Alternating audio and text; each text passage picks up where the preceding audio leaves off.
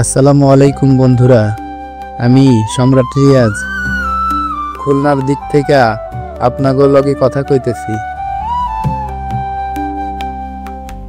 আজকে আপনাদের নিয়ে ঘুরতে যাইতেছি খুলনার এক সুন্দরী রূপসা সেতু।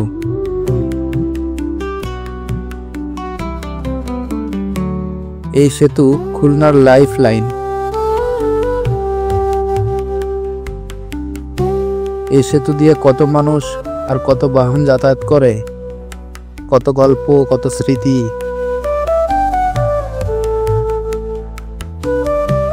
চলেন রূপসা গাঙ্গের উপর দাঁড়ানো এই লাল নীল সুন্দরীটারে একটু কাছ থেকে দেখি।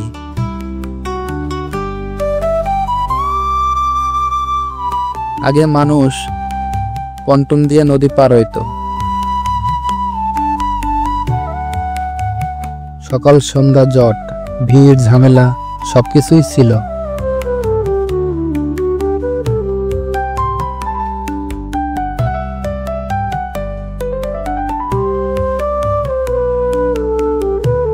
জাপানি সহায়তায় নির্মিত এই সেতুর ভিত্তিপ্রস্তর স্থাপন করেন তৎকালীন প্রধানমন্ত্রী শেখ হাসিনা, আর উদ্বোধন করেন সাবেক প্রধানমন্ত্রী বেগম খালেদা জিয়া।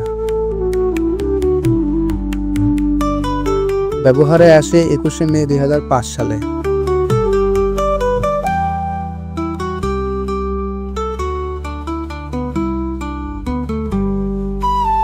সেতু হইবার পর খুলনাবাসীর সময় বাঁচিছে, ব্যবসা বাড়িছে, উন্নয়নে দৌড় দিছে।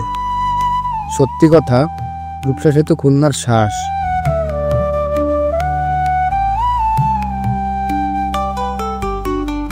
ভোরবেলার রূপসা সেতু বুঝাইতে পারবো না কত সুন্দর। উপরে হালকা কুয়াশা, নিচে শান্ত নদী। আর রাতের রূপসা সেতু তো আরেক সৌন্দর্য। লাইট জ্বালাইলে পুরা সেতু জ্যোৎস্নার মতো ঝলমল করে।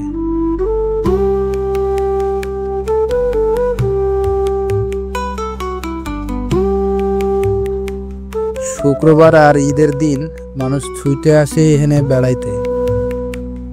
রূপসা সেতুর উপরে দাঁড়ায়া প্রেমিক প্রেমিকা ছবি তোলে,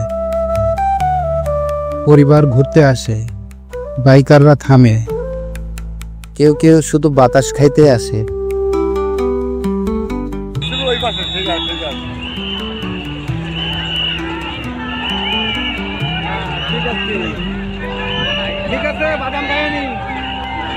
বছরে একবার নৌকা বাইচও হয় সেতুর নিচে। মানুষের ভিড়ে জায়গা পাওয়া যায় না, পুরো জায়গাটা জমে ওঠে আনন্দে। অনেকে আসে ভিডিও বানাতে, স্মৃতি জমাতে। আমি ছোটবেলায় দাদার লাগে রূপসার ধারে আসতাম। সেতুরা দেখলে নিজের মন শান্ত হয়ে যাইত। এখনো গেলে সেই পুরনো দিনের স্মৃতি জেগে ওঠে। শুনছি এই সেতুর পিলারের নিচে নাকি মানুষের কাটা মাথা দিয়ে আছে।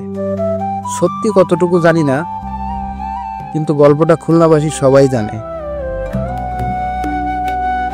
রূপসা সেতু খুলনার ইকোনমি পাল্টাই দিছে।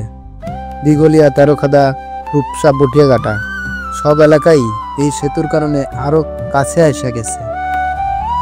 যাতায়াত সহজ হয়েছে, পণ্য পরিবহন বাড়িছে, বন্দর, মাছ ধরা, ইন্ডাস্ট্রি সবকিছুতে গতি এসে গেছে।